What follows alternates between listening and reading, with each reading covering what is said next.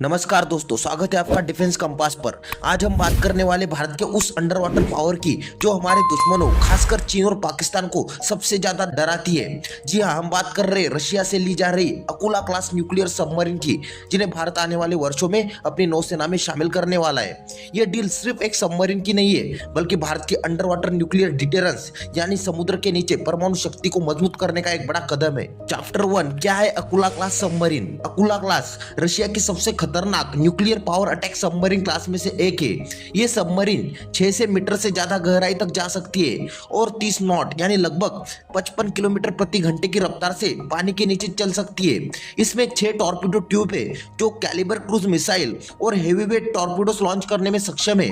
Calibre missile की range 1500 kilometre से ज्यादा है, यानी अगर भारत चाहे तो अरब सागर से लेकर साउथ चाइना सी तक किसी भी टारगेट को हिट कर सकता है। चैप्टर 2, आईएनएस चक्र 3, भारत का अगला परमाणु शिकारी। अब बात करते हैं उस खास सबमरीन की, आईएनएस चक्र 3, जिसे भारत रूस से लीज पर ले रहा है। यह डील 2019 में लगभग $3 बिलियन की लागत से साइन की गई थी। पहले इसे 2025 तक भारत आने की उम्मीद थी, लेकिन अब इसकी डिलीवरी 2028 तक टल गई है क्योंकि रूस यूक्रेन युद्ध और वेस्टर्न सेशन ने इस प्रोजेक्ट को स्लो कर दिया है। आईएनएस चक्र 3 दरअसल एक पुरानी अकुला क्लास सबमरीन है जिसे रूस ने 1994 में बनाना शुरू किया था, लेकिन आर्थिक संकट की वजह से यह काम अधूरा छोड़ दिया था।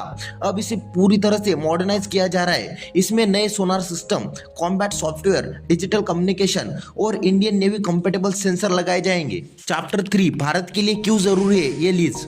दोस्तों, भारत का अपना इंडिजिनियस न्यूक्लियर सबमरीन प्रोग्राम यानी स्वदेशी परमाणु पनडुब्बी कार्यक्रम अभी डेवलपमेंट फेज में है। अरियन क्लास एसएसबीएन तैयार हो चुके हैं, लेकिन एसएसएन यानी अटैक सबमरीन लाइन काफी पीछे चल रही है। ऐसे में रशिया से सबमरीन लीज पर लेना भारत के लिए एक स्टॉप गैप सोल्यूशन है, जिससे न सिर्फ हमारे नौसैनिकों को असली न्यूक्लियर सबमरीन चलाने का अनुभव मिलेगा, बल्कि भविष्य में बनने वाली मेड इन इंडिया सबमरीन के लिए भी टेक्नोलॉजी और ऑपरेशनल ट्रेनिंग का बेस तैयार हो जाएगा। चैप्टर 4, चीन और पाकिस्तान को भेजा गया कड़ा संदेश।